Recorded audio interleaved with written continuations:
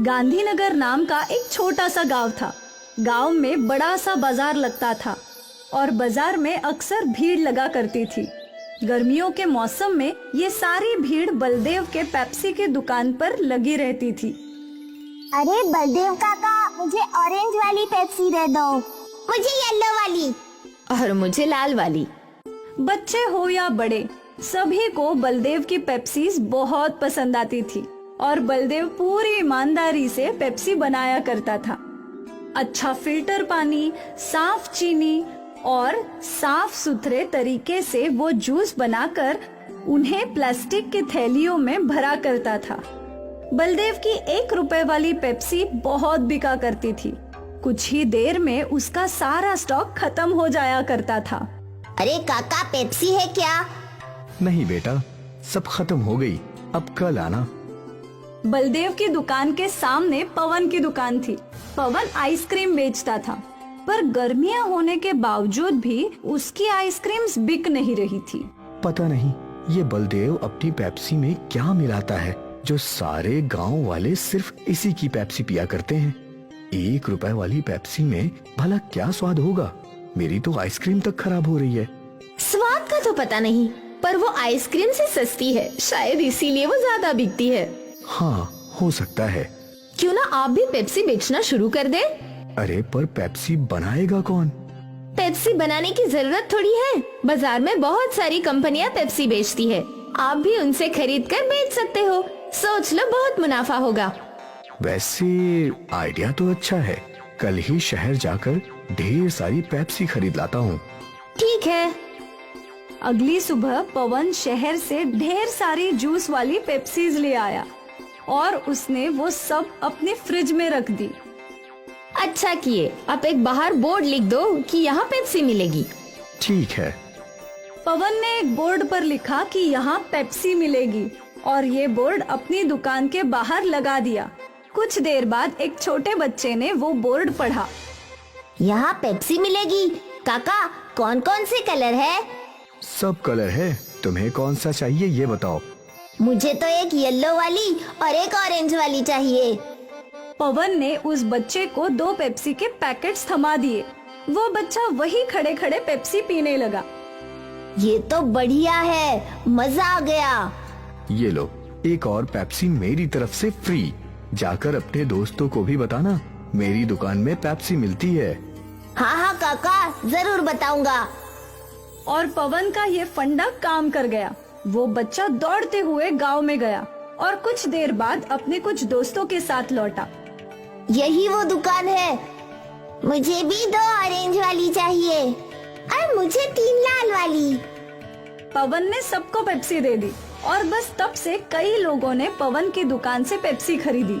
आज तक गांव वालों ने बस बलदेव की पेप्सी चखी थी, पर आज उन्हें कंपनी का स्वाद भी अच्छा लगने लगा था। अरे वाह, ये काले रंग वाली पेप्सी तो मैं पहली बार पी रहा हूँ। और भी काफी फ्लेवर है, नींबू पानी, काला खट्टा, ऑरेंज, रोज। वाह भाई वाह, अब तो रोज अलग अलग फ्लेवर चख सकते हैं। पवन के पेप्सी बेचने की वजह से बलदेव की दुकान पर ग्राहकों की कमी हो गई थी। मुझे थोड़ा सब्र से काम करना होगा। पवन ने नई नई पेप्सी बनानी शुरू कर दी है, इससे गांव वाले उसकी दुकान पर जा रहे हैं, पर मुझे यकीन है कि वो सब लौटेंगे। बलदेव अपने आप को तसल्ली दे रहा था। अगले कुछ दिनों तक पवन के दुकान पर पेप्सी के लिए भीड़ लगी रही और यहाँ बलदेव का धंधा मंदा था। गांव के सरपंच बलदेव की दुकान पर आए।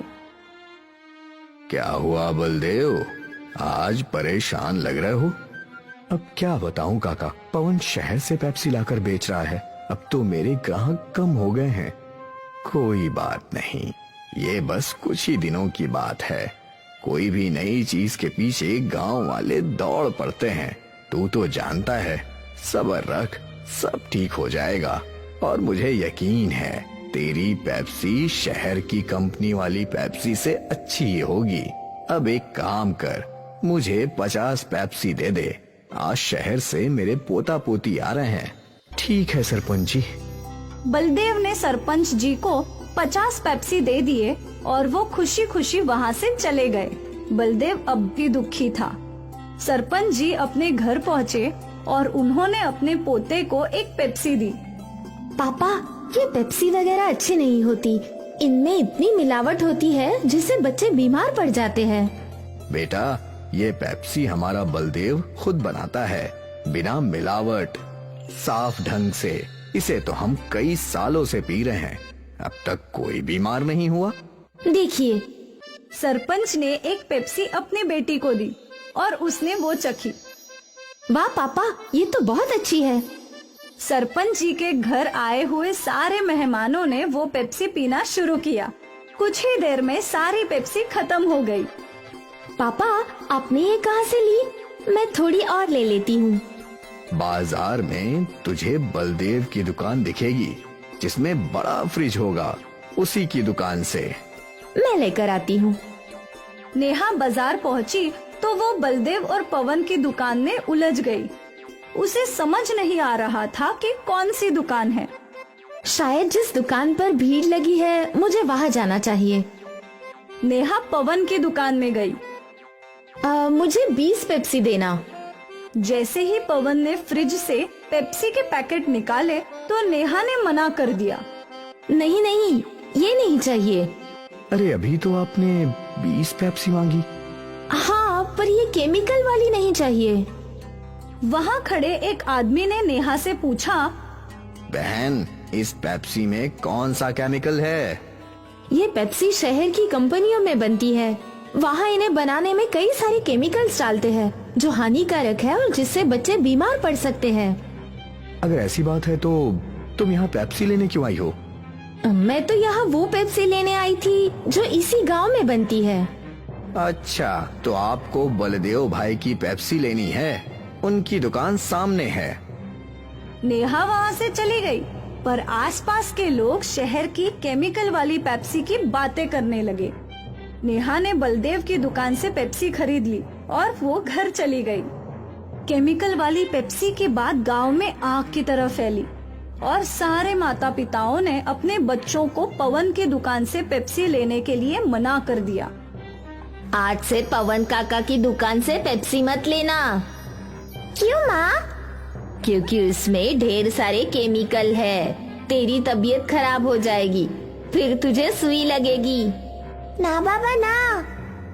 लोगों को बलदेव की अच्छाई समझ आ गई और एक बार फिर बलदेव की पेप्सी बिकने लगी।